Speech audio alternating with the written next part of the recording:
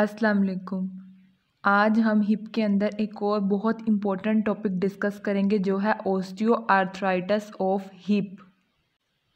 Hypermobility में हमारे पास एक टर्म आ जाती है commonly used osteoarthritis of hip.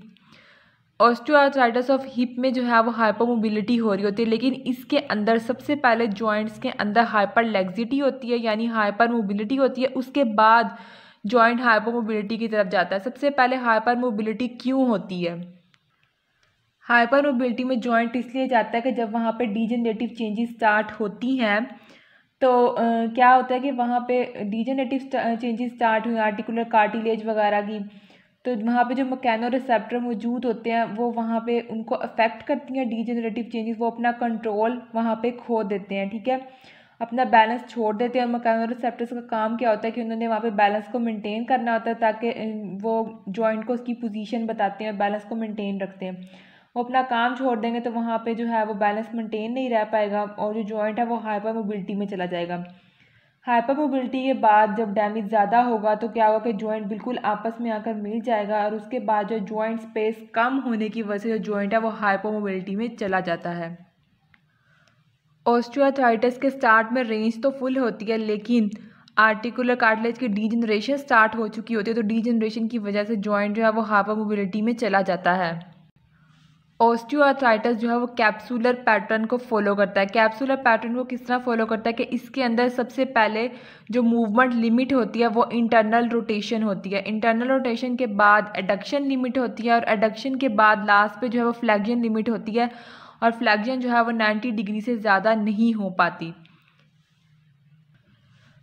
Extension issues भी आने शुरू हो जाते हैं। एक्सटेंशन इश्यूज क्यों आने शुरू हो जाते हैं? क्योंकि जो है वो इंटरनल रोटेशन जो है वो हिप की वो लिमिटेड है। जब हम एक्सटेंशन में होते हैं ना, इंटरनल रोटेशन की वजह से ही हिप पे एक्सटेंशन हो रही होती है और इंटरनल रोटेशन डिस्टर्ब होगी तो हमारे पास जो है वो हिप की एक्सटेंशन भी डिस्टर्ब हो जाएगी।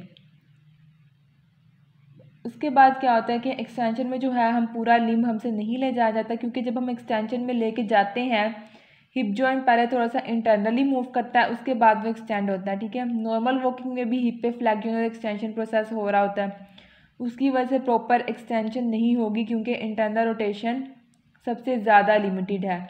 हमें कदम उठाते हुए इतना मसला नहीं होता जितना पीछे ले जाते हुए होता है, क्योंकि उठाते हुए इसलिए नहीं होता क्योंकि फ्लेक्शन फिर भी 90 डिग्री तक हो रही है, लेकिन जो है इंटरनल रोटेशन और एक्सटेंशन मिलके पीछे हम कदम लेके जाते हैं, तो पीछे ले जाने में इसलिए मसला हो रहा है क्योंकि इंटरनल रोटेशन बहुत ज़्यादा लिमिटेड है और उसकी वजह से एक्सटेंशन पे भी इफ़ेक्ट आ रहा है। नेक्स्ट हमारे पास है नी पेन भी हो रही होती है। नी पेन किस वजह से हो रही होती है? जब एक्सटेंशन में जाते हैं तो नी भी पेन करता है, ठीक है। नी पे पेन की वजह से क्या होगा कि हम उसे प्रॉपर एक्सटेंशन पोजीशन में नहीं रख पाएंगे और नी तब तक इवनली वेट डिस्ट्रीब्यूट नहीं करता जब तक वो लॉकिंग पोजीशन या एक्सटेंशन की पोजीशन में नहीं आता। एक्सटेंशन में जो है वो नी लॉक हो जाता है, ठीक है। यहाँ पे ग्लूटियस मीडियस मसल्स भी वीक हैं, इस वजह से भी जो है एक्सटेंशन पे इफेक्ट आ रहा होता है, नी की लॉकिंग नहीं हो रही होती। इसकी वजह से जो है वो गेट डिस्टर्बेंसेस आना शुरू हो जाती हैं, ठीक है। एक साइड पे मसला होता है, दूसरी साइड पे मसला नहीं होता, इस वजह से जो है वो लिंपिंग गेट आना शुरू हो जाती है।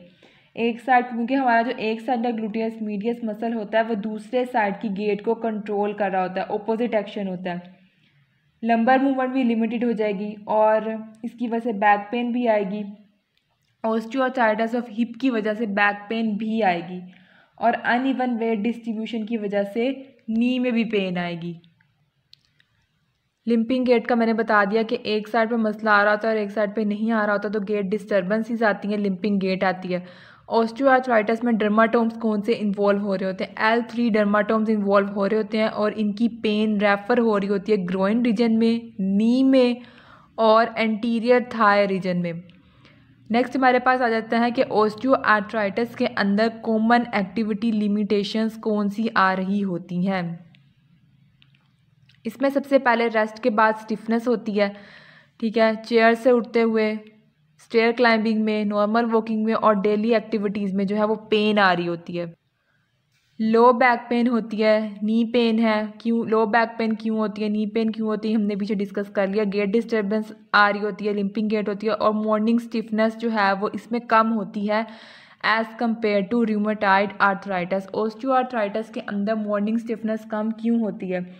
क्योंकि सारा दिन काम कर करके पेन जो है वो at the end of the day increase हो जाती है, क्योंकि सारा दिन जॉइंट पे वेट आ रहा होता है, और एक जॉइंट की जो है वो फिर पूरा डे काम कर करके एक बस हो जाती है, और फिर एंड इवनिंग में आके पेन बहुत ज़्यादा सीवियर हो जाती है। नेक्स्ट हमारे पास एक क्लिनिकल प्रेडिक्शन रूल है जिसको हम यूज़ करते हैं ऑस्टियोआर्थराइटिस ऑफ हिप की डायग्नोसिस के लिए। सबसे पहला है कि स्क्वाटिंग पोजीशन एग्रावेट सिम्टम्स। जब हम पेशेंट की स्क्वाटिंग पोजीशन बनाएंगे तो उसके सिम्टम्स बढ़ जाएंगे, क्योंकि स्क्वाटिंग पोजीशन में लोड ज़्यादा आ रहा था तो उसकी पेन जो है वो मज़ीद बढ़ जाएगी।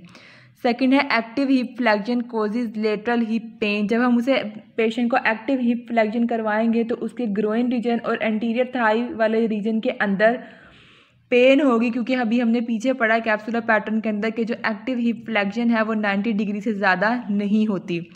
एक्टिव हिप एक्सटेंशन की वजह से भी पेन होगी। एक्टिव हिप एक्सटेंशन की वजह से क्यों पेन होगी? क्योंकि हमने पढ़ा कि इंटरनल रोटेशन लिमिट है, उसकी वजह से पेन होगी। Passive internal rotation is less than और इक्वल टू 25 डिग्री। नॉर्मल जो है इंटरनल रोटेशन 45 डिग्री होती है, लेकिन जिन पेशेंट्स को ऑस्टियोआर्थराइटिस होगा उनकी लिमिट होगी 25 डिग्री या उससे कम होगी पैसिव इंटरनल रोटेशन की रेंज। नेक्स्ट हमारे पास एक आ जाता है स्काउ टेस्ट। स्काउ टेस्ट भी जब हम एडक्शन के साथ करवाएंगे तो उसके पेशेंट के लेटरल हिप और ग्रोइन रीजन में पेन होगी। स्काउ टेस्ट में हम क्या हैं, इसमें हम काउच पे लिटा देते हैं पेशेंट को और उसकी जो हिप है उसको फ्लेक्शन में ले जाते हैं, ठीक है। और उसके बाद हम पेशेंट की लेग को एडक्शन में लेके जाते हैं और ऊपर हाथ रख के उसके लेग को नीचे की तरफ प्रेस करते हैं, कंप्रेशन देते हैं, ठीक है। तो जो जॉइंट होता है उस पर जब कंप्रेशन आएगा, कंप्रेशन की वजह से पेन आएगी, ठीक है। ये हमारे पास होता है स्काउ टेस्ट ऑस्टियोआर्थराइटिस को डिटेक्ट करने के लिए।